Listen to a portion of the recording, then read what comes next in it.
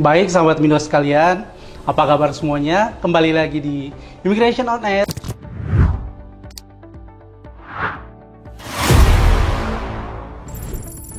Kali ini bersama saya Sulfikar. Pada kesempatan kali ini kita akan berbincang dengan sosok yang sangat luar biasa. Beliau merupakan nahkoda baru di kantor imigrasi kelas 1 khusus TPI Soekarno-Hatta. Apa kabar, Pak? Alhamdulillah, baik. Sehat-sehat selalu. Alhamdulillah ya, Pak. Oke, seperti biasa, Pak, di tangan saya sudah ada beberapa pertanyaan yang akan ditanyakan kepada Bapak. Baik, untuk pertama mungkin Bapak bisa perkenalkan diri dulu untuk pada sahabat Mindo atau enggak teman-teman imigrasi di Suta. Mungkin banyak yang belum mengenal Pak Supki ini. Mungkin Bapak bisa memperkenalkan diri. Oke, selamat pagi. Assalamualaikum warahmatullahi wabarakatuh. Om Swastiastu, Namo Buddhaya, salam kebajikan.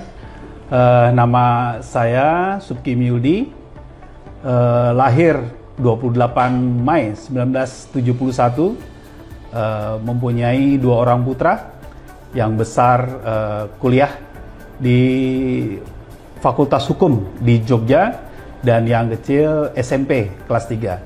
Istri saya profesi sebagai dokter gigi dan saya tinggal di Kalibata, Jakarta Selatan. Baik, saya udah lihat nih CV Bapak. Saya lihat Bapak udah lebih dari 10 tahun ya Pak di imigrasi berkarirnya. Yes. Mungkin Bapak bisa berbagi nih secara singkat gimana sih perjalanan seorang Pak Supki Muldi di imigrasi? Oke, saya masuk pegawai di Direktorat Jenderal Imigrasi dulu tahun 99. CPNS 99, saya penempatan di Direktorat Infokim dulu.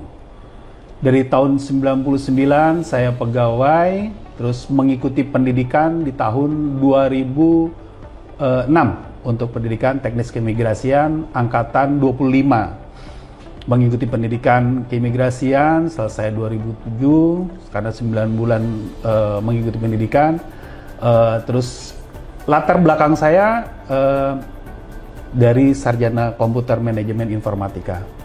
Penempatan saya pertama sebagai pejabat imigrasi itu di Direktorat Infokim. Nah, dalam perjalanan karir saya promosi untuk menduduki jabatan eselon 4A sebagai kepala tata usaha di Direktorat Infokim berubah. Nah, disitulah berjalan karir saya. Ini sangat luar biasa ya sahabat Mindo, kurang lebih Pak Supki ini sudah hampir 24 tahun ya Pak berkarir di imigrasi. 24 tahun. Kemudian dari ini nih Pak, kalau kita tahu kan kalau di imigrasi itu kadang kita dimutasi itu hampir mungkin tiap tahun, setiap saat. Dari keluarga sendiri gimana sih Pak ininya? Tanggapannya setiap kali misalnya harus pindah-pindah terus? Ya, alhamdulillah keluarga tidak ada masalah. Karena background dari keluarga istri juga orang tuanya pindah. Kebetulan orang tua istri bapaknya atase militer, jadi berpindah-pindah juga, dan kami keluarga terbiasa untuk hal tersebut. Yang penting kita tetap berkomunikasi, jika ada kesempatan waktu ya kita tetap berkumpul dengan keluarga. Tidak ada masalah, supportnya luar biasa keluarga saya. Nah baik Pak, kemudian kan kesehariannya apalagi seorang kakak itu kan pasti sangat sibuk tuh Pak. Itu ada tips nggak sih gimana membagi waktu dalam pekerjaan dan waktu dengan keluarga? Ya, saya baru beberapa hari menjalankan tugas di Soekarno-Hatta. Saya cerita Soekarno-Hatta. Kalau di Batam batas kerjanya itu jam 10 malam.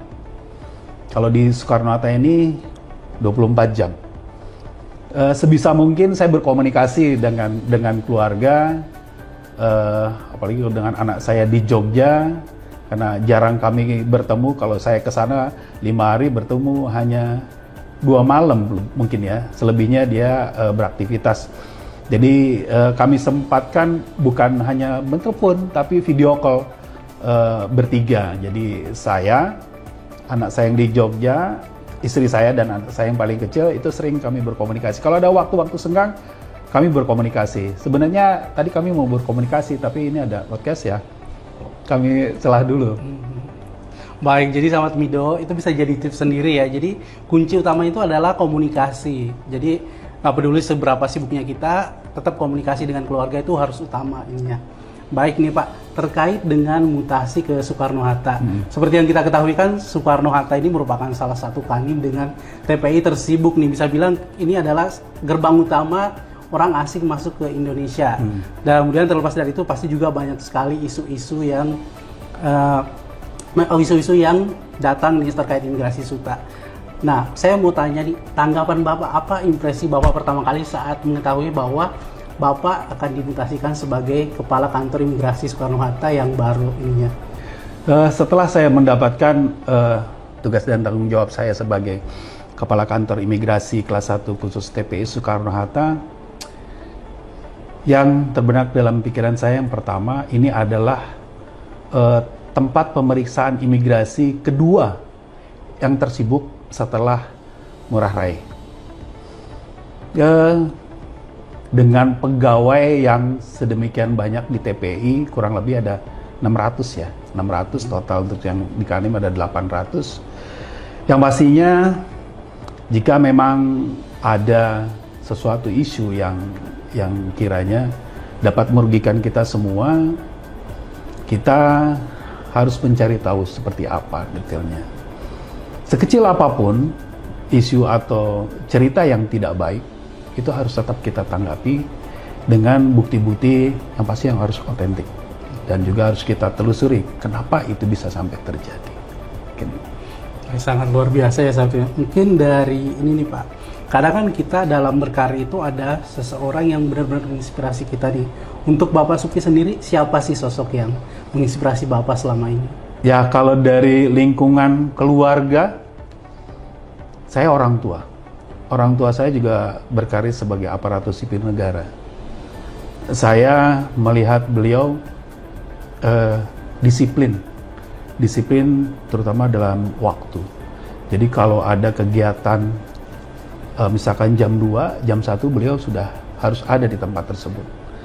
Yang kedua, beliau bergaul dengan siapa saja, tidak memandang dari suku, jabatan, atau apapun. Beliau bergaul dengan siapa saja. Yang ketiga, beliau dermawan. Beliau mau membantu sesama teman-temannya atau siapapun itu. Beliau sangat menginspirasi saya. Nah, dari ketiga nilai ini nih Pak, kalau kita bisa narik kesimpulan, satu kata yang menggambarkan karakter seorang Suki Muldi itu apa nih Pak? Yang pasti saya disiplin. Disiplin. Saya harus disiplin. Saya bijaksana dalam mengambil keputusan. Baik. Oke Pak, dari sekian banyak, dari 24 tahun lebih karir Bapak, mungkin ada nggak sih Pak, maksudnya kayak UPT ini yang paling berkesan sampai saat ini di hati Bapak? Ya, UPT yang paling berkesan sampai saat ini, karena ini Soekarno-Hatta baru sebentar ya saya jalanin, itu Batam. Batam dengan kita semua tahu lah kemarin seperti apa, dengan polemik isu yang sangat besar adalah TKI non prosedural. Nah, itu sangat-sangat berkesan dalam diri saya, karena kita semua di Batam itu menjaga masyarakat Indonesia jangan sampai terjadi sesuatu di luar negeri atau berjalan tidak sesuai dengan prosedur. Yang kedua, ada suatu pengungkapan, yaitu love scamming, mungkin dengar juga. Nah, itu juga sangat berkesan di dalam berjalan karir saya, karena kami mendeportasi 153 warga negara REC yang melakukan love scamming di Indonesia. Baik, jadi sampai saat ini imigrasi yang paling berkesan di hati Pak Suki adalah imigrasi Batam ya Pak. Ya. Nah, kita berharap semoga nanti setelah bertugas di imigrasi Suta bisa menggeser posisi Batam ya. Amin. Sebagai imigrasi yang paling berkesan. Tentunya kesannya adalah kesan yang bagus. Ya. Ya. Baik Pak, dari sepanjang perjalanan karir Bapak, menurut Bapak apa sih perubahan yang paling Bapak rasakan di imigrasi ini? Dari semenjak saya lulus pendidikan teknis keimigrasian, imigrasi ini berubah sangat cepat, khususnya dalam teknologi keimigrasian. Dari mulai ada Yovis dulu, terus ada aplikasi paspor, ada BCM, Border Control Management, PMS, People Movement System, dan lain sebagainya, Cekal System, dan sekarang sampai dengan ada aplikasi Molina yang akan menampung semua aplikasi pelayanan keimigrasian. Ini sangat berkesan, dan juga saya menghimbau kepada teman-teman ASN, kita harus melek secara teknologi, karena dengan teknologi inilah segala tugas dan fungsi kita bisa berjalan dengan baik. Kemudian terkait dengan WBBM nih Pak, seperti yang kita ketahui bahwa pada 2021 itu imigrasi sudah meraih predikat wilayah bebas korupsi. Kemudian sekarang lagi berjuang supaya bisa meraih wilayah birokrasi bersih dan melayani ini. Untuk Bapak sendiri, maksudnya seberapa besar nih komitmen Bapak untuk mewujudkan bahwa imigrasi SUTA harus segera bisa berpredikat WBBM? Ya, yang pasti komitmennya harus besar, harus besar. Saya dapat WBK di kantor wilayah Kementerian Hukum dan HAM Kepulauan Bangka Belitung. Ini juga saya dengar kemarin dari Kabid Tikim bahwasannya ini ada penilaian di tahun ini untuk kita meraih WBBM. Sebenarnya jam 10 tadi kita ada rapat untuk penunjukan siapa ketua zona integritasnya. Jadi insya Allah tahun ini kita bisa dapatkan. Komitmen kami harus besar. Saya juga minta kepada teman-teman dalam mengikuti WBBM ini, kita harus berkomitmen, kita harus menjalankan tugas dan fungsi kita. Jangan sampai hal ini atau kegiatan ini kita tidak dapatkan. Oke nih Pak, terkait dengan kemajuan teknologi nih Pak, utamanya soal sosial media, seperti yang kita ketahui kan kayak sekarang ini namanya netizen kan udah kayak ada sesuatu lapor, ada sesuatu diviralkan. Kalau Bapak sendiri nih tipe orang yang aktif di sosial media nggak sih Pak? Maksudnya kayak apakah Bapak sering melihat bahwa apa sih komen-komen netizen di akun imigrasi di kantor itu? Ya, saya aktif di IG terutama sih. Saya ngikutin tuh sosial media Soekarno-Hatta waktu saya di Batam. Tapi yang pertama saya lihat hanya ada satu orang saya lihat, tapi nggak ada komentarnya. Jadi cuman gambar dia aja gitu, kegiatannya apa ya gitu kan. Waktu di Batam saya mengikuti sosial media di Kanim Batam. Jadi kalau ada pertanyaan saya langsung japri ke pengelolanya, itu tolong dijawab. Walaupun di atas itu sudah terjadi pertanyaan-pertanyaan yang sebelumnya, tapi kita harus respon untuk hal tersebut. Jangan sampai pertanyaan itu akhirnya terjadi lagi pertanyaan dan akhirnya akan timbul pertanyaan ini tidak pernah dijawab, tidak pernah digubris seperti itu.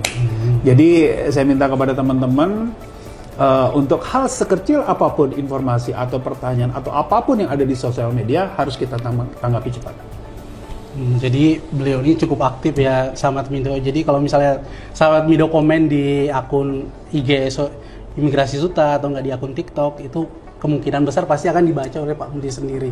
Nah kemudian ini nih Pak, kalau misalnya Bapak ngelihat komentar yang benar-benar pedas seperti itu, pedas di sosial media, itu tanggapan Bapak sendiri seperti apa sih Pak ini? Ya, kita namanya pelayanan melayani masyarakat ya, mana ada pelayanan yang sempurna, kan tidak ada yang sempurna. Kalau memang itu bisa terjadi, ya itu kan evaluasi bagi kita sendiri. Kita nggak bolehlah marah, apalagi sampai berdebat di media sosial itu, aduh enggak lah, jangan kita lakukan itu.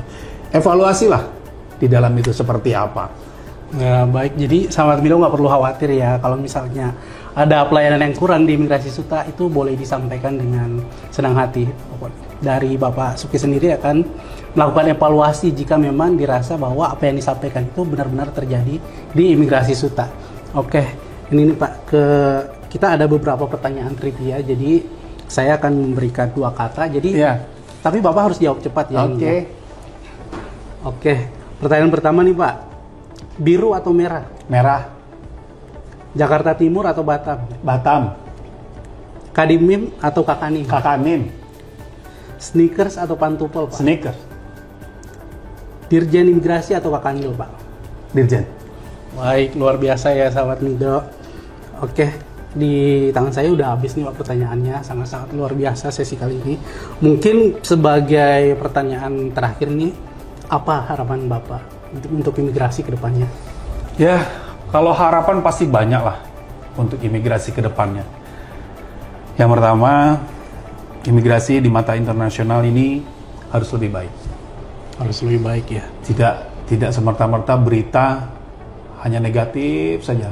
Sedih sebenarnya kalau melihat atau mendengar hal tersebut. Jadi saya minta kepada teman-teman, khususnya imigrasi yang ada dimanapun, yang pertama kalian harus lakukan adalah disiplin. Karena disiplin itu bisa menuju yang lebih baik lagi. Dan jangan lupa update apapun informasi yang bisa kalian dapatkan, khususnya informasi-informasi atau kebijakan-kebijakan, peraturan yang pimpinan sudah buat, itu harus tetap kita laksanakan. Dan juga seterusnya jangan lupa berdoa supaya kedepannya kita bisa lebih baik. Amin. Amin. Baik Pak, ini sesi kali ini sangat-sangat luar biasa ininya. Saya ucapkan terima kasih banyak atas waktunya. Semoga di bawah Nakoda Pak Supki, Imigrasi Suta kedepannya bisa lebih maju. Amin. Bisa meraih predikat WBBM. Amin. Oke, Sahabat Mido, baik, terima kasih sudah mengikuti Immigration on Air kali ini. Semoga apa yang kita sampaikan dapat memberi manfaat untuk semuanya. Saya Sulfikar undur diri, sampai jumpa di Immigration on Air selanjutnya. Terima kasih.